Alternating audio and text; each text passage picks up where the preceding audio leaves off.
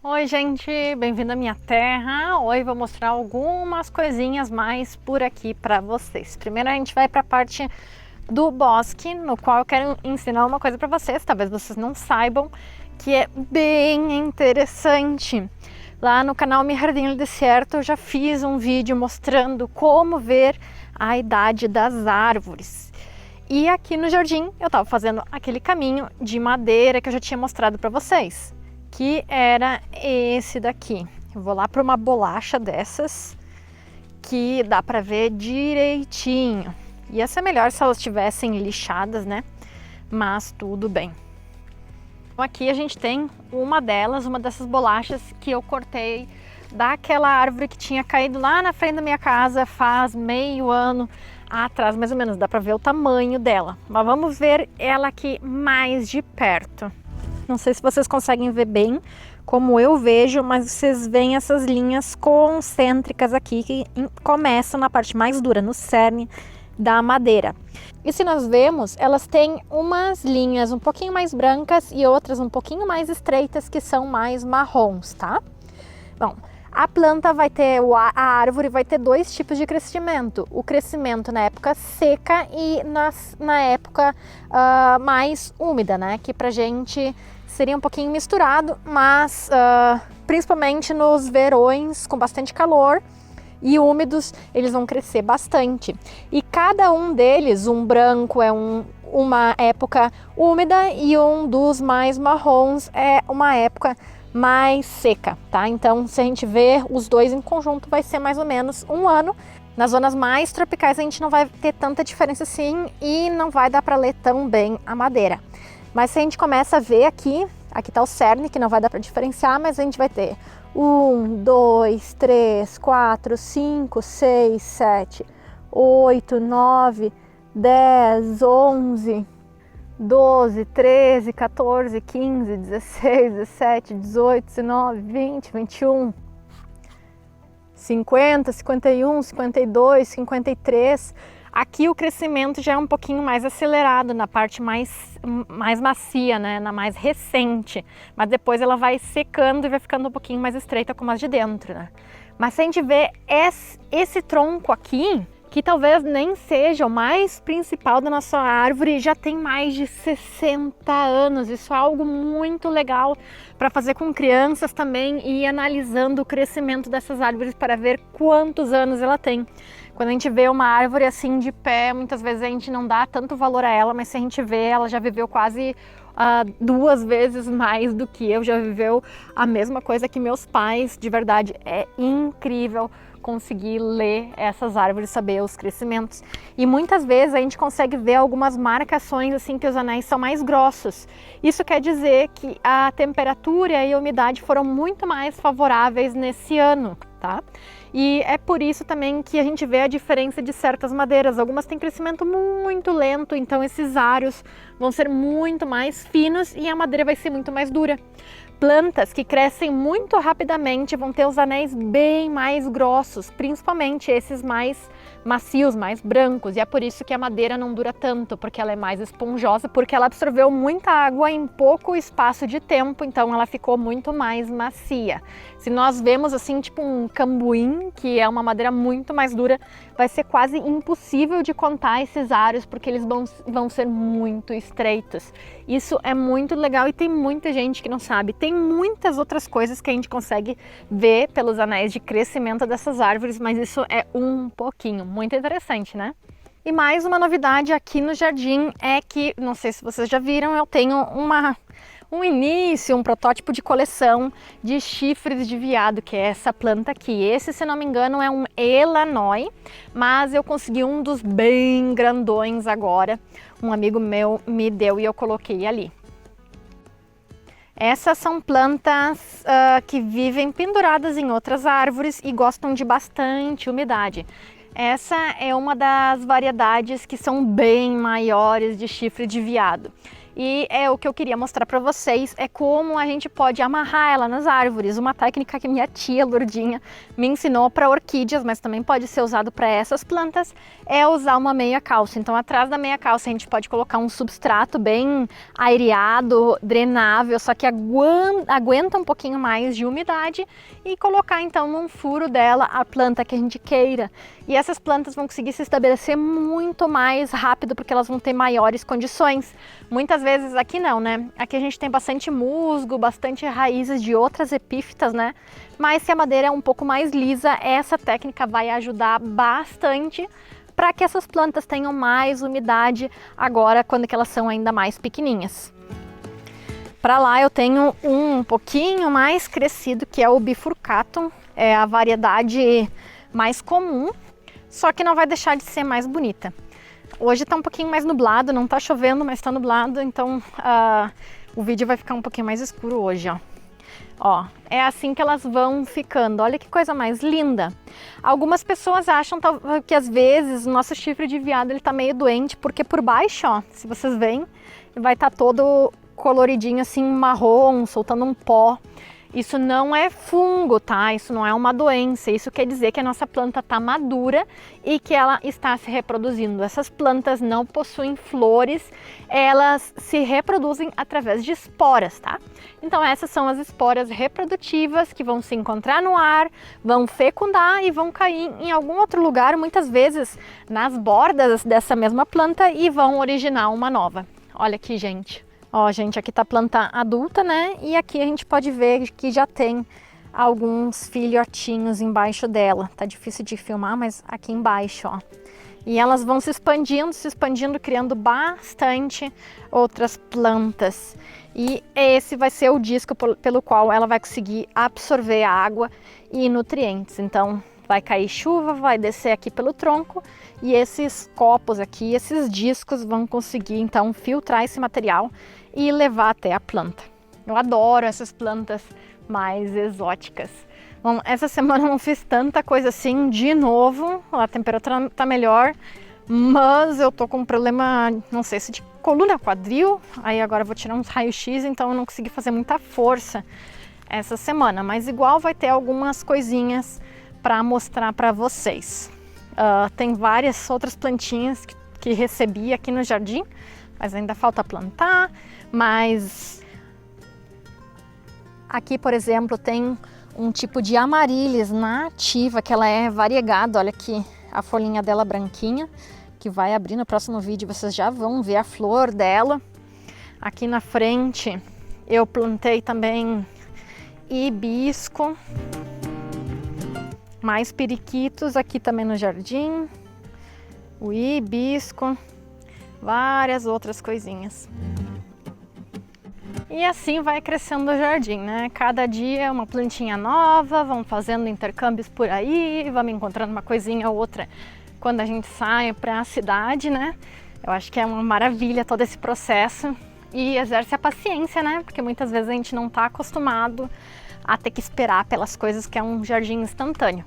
Mas para mim é o processo que me agrada, eu adoro isso.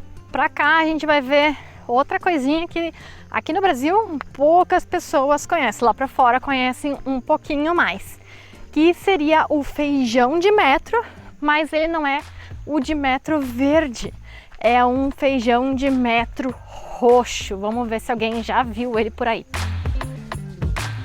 Olha que lindo que tá o resedar branco. Um ano, menos de um ano essa planta, e olha que linda já a floração. Aqui a parreira de kiwi, os kiwis estão bem novinhos. E aqui para baixo a gente tem então o feijão de metro, que tá usando a mesma treliça aqui junto. Olha que bonito que são. Alguém conhece feijão de metro? Dá pra ver porque ele é chamado de feijão de metro. Aqui tem umas formigas comendo um aqui que já estava mais maduro. Olha aqui o tamanho dele. A gente não vai comer ele assim, a gente vai comer ele mais verde, que nem ele tá aqui, ó. Ele é muito mais apetitoso dessa forma, tá? Mas ele é feijão de metro porque realmente tem mais ou menos 1 metro cada vagem. E aqui a gente já vê algumas secas. da qual a gente pode já extrair então sementes e guardar para o próximo ano. Sempre se lembra que para guardar sementes a gente tem que deixar ela assim, ó, que fique sequinha dentro da vagem.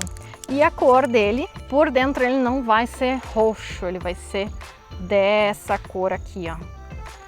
Mas ele é muito apetitoso e obviamente tudo que tem essa cor, então mais roxa, vai ter mais antocianinas, mais antioxidantes, e isso vai ser muito positivo para nossa saúde. E uma planta que eu adoro, só que não me faz tão bem para comer, mas eu sempre como, é a laranjinha Quincan, que esse ano vai ser o primeiro ano de produção. Olha quantos frutinhos ela tá. É uma laranjinha que não passa desse tamanho.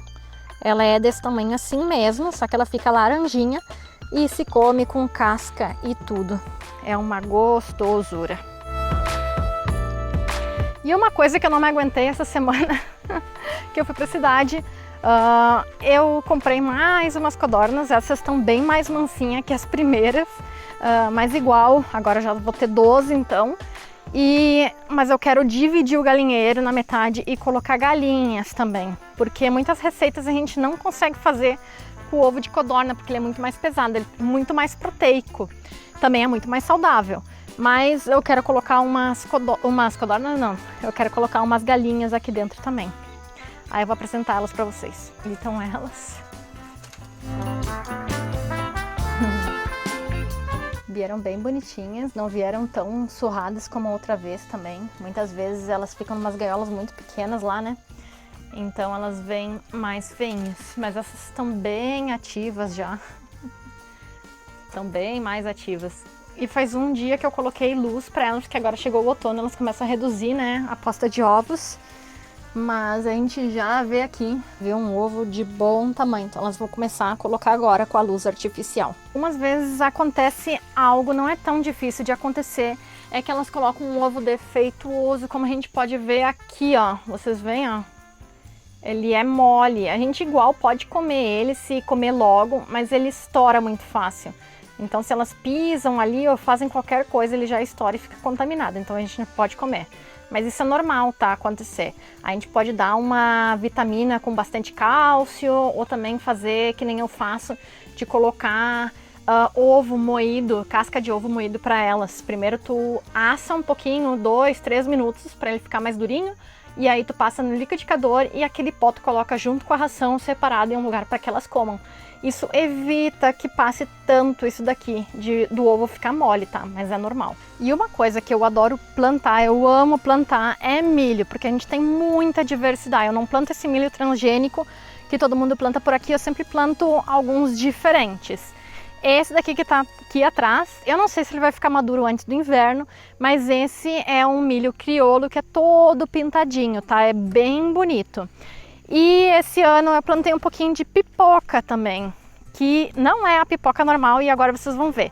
Tá na época de colher ele. Só que umas semanas atrás a gente teve uma chuva feia, em meia hora choveu mais ou menos 150 milímetros.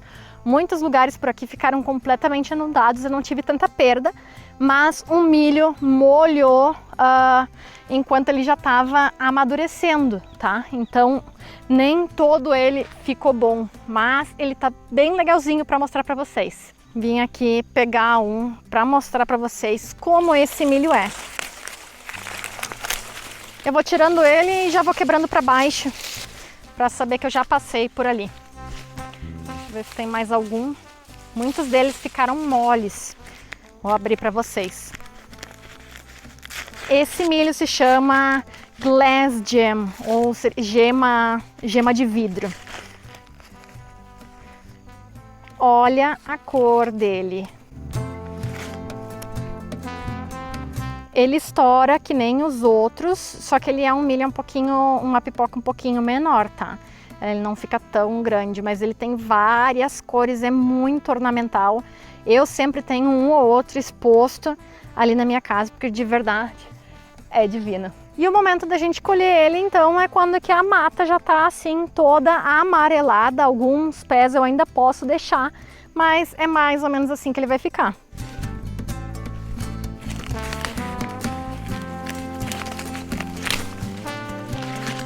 E a gente depois ainda pode deixar esse milho no local seco, em cima do fogão a lenha, assim, pendurado, para que ele seque um pouquinho mais e estoure mais fácil. Olha como esse já é bem diferente, tem a mesma tonalidade, mas é mais clarinho. Olha que maravilha, gente!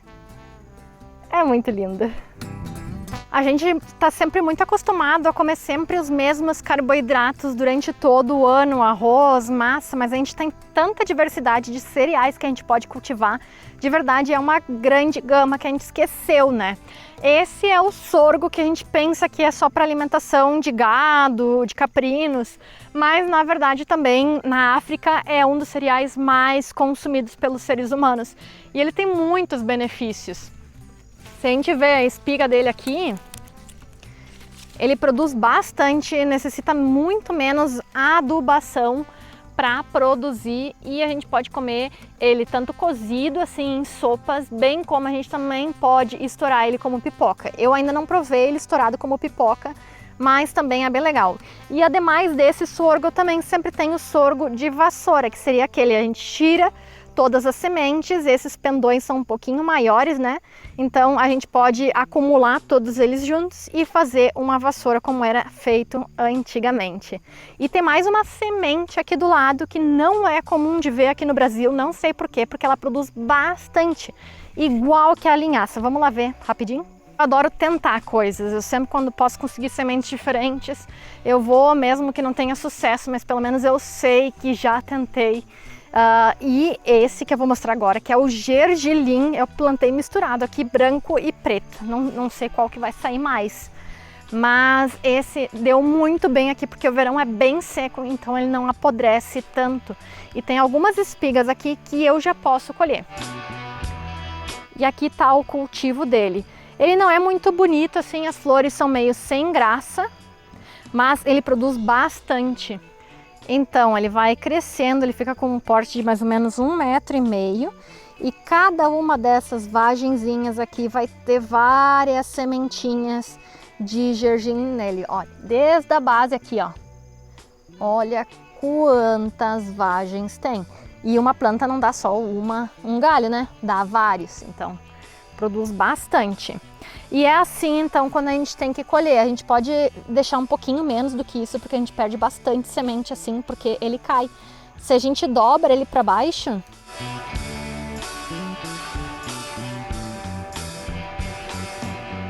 olha aqui, ele vai caindo, ó. Esse é do preto. Ó. Esse gergelim é muito utilizado em pão, né? Eu sempre coloco nos meus pães integrais que eu faço aqui em casa, mas também dá para usar para consumo, por exemplo, as codornas amam isso, amam. É muito abundante, tem muito ômega, muitos óleos, né, que são bons, ácidos graxos para nós, e é quase zero adubo também, ele gosta de solos pobres, então é muito bom de cultivar. Ano passado também foi mais o do preto que deu aqui, mas ele é muito gostoso. É uma quantidade de fibras muito boa para a gente consumir então durante o ano.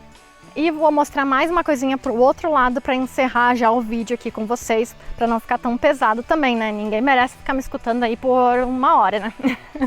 Mas ontem, 2 dias atrás, na verdade, eu gravei um vídeo aqui no jardim falando um pouquinho sobre o método de eletrocultura. Não sei se vocês já escutaram sobre ele, mas mostrando então o que tem de ciência, que na verdade não tem muito por trás dele, para que vocês saibam um pouquinho mais a ciência por trás dessa técnica. Só para mostrar para vocês aqui como tá lindo aqui o caminho indo para casa. Zinnias, rudbeckias, sálvias, coreopsis aqui no meio do caminho, cristas de galo, dálias, mais zinnias, mais um tipo de sálvia. Olha as mamangavas trabalhando. Para mim, um jardim sem flor é um jardim sem vida. Não é só alimentar a gente, né? A gente tem que alimentar os bichinhos também, né? Para eles também trabalharem pra gente e produzirem uma infinidade de frutos. E falando de frutos, olha só. Te lembra a banana que eu mostrei no outro vídeo, que ainda estava verde? Ó, já está amadurecendo e dessa vez os passarinhos até não pegaram ela. Acho que porque caiu e eles têm medo de vir aqui. Mas já temos então bananinhas. Quanto mais a gente deixa elas amadurecendo assim no pé, mais gostosas elas ficam. Porque elas ficam bem mais maduras e ficam mais docinhas, né? Já comi várias hoje, estão magníficas. E aqui do outro lado vai ter mais um cacho esse ano. Tá, Samanta, mas por que essa banana tá no chão? O que ela tá fazendo caída no chão? Bem, faz já, eu acho que, não sei se séculos, mas décadas que existe um problema com as bananeiras ao redor do mundo que se chama o mal do Panamá, que é um fungo Fusarium que ataca essas bananeiras e acaba apodrecendo ela, tanto por dentro do talo, bem como o pendão do cacho de fruto, bem como os rizomas embaixo. E na verdade, essa doença já ocasionou quase a perda total das bananeiras ao redor do mundo. Hoje em dia, por exemplo, a Embrapa já desenvolveu bananeiras que não são suscetíveis a esse fungo. Já plantei aqui, já comprei algumas, tá? Mas essas ainda eram das normais. E olha o que acontece. A bananeira, então, primeiro, ela começa a ficar com as folhas assim, amareladas, mas na verdade é porque o fungo já atacou elas.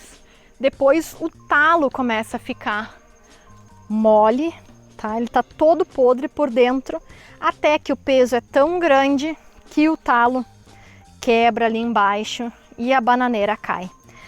É completamente seguro comer essa banana, tá? Não tem nenhum problema. Só que muitas vezes a gente tem perda das bananeiras antes que elas produzam fruto, tá? Então elas baixam bastante a produtividade e se a gente não fica de olho, a bananeira cai e a gente perde os frutos também para bichos e também apodrecidos no chão. Então agora a gente vem aqui no pé e corta o cacho. A gente vem aqui com o facão. E aqui está uma bela colheita aqui com uma banana dupla até. Bem legal, né? Bom, era isso que eu queria mostrar para vocês nesse vídeo. Tem outras coisinhas novas, mas como elas vieram recém, então, das floriculturas não estão tão bonitas como equináceas e alguns outros cobrisolos para o bosque, mas a gente vai deixar para o próximo vídeo. Isso é um pouquinho agora da entrada de outono, tem muito trabalho para fazer. Espero que eu me recupere logo desse quadril que tá meio ruim, quadril, coluna. Mas assim a gente vai aguentando, né? Quem trabalha, quem tem chácara, assim, trabalha no pesado, sabe que sempre uma coisa ou outra a gente tem, né? Mas olhar assim à frente, né? Olhar pra frente e continuar nosso trabalho, né? Que tanto nos agrada. Espero que vocês tenham gostado um pouquinho aqui do que tá passando aqui na chácara e até a próxima, gente. Tchau!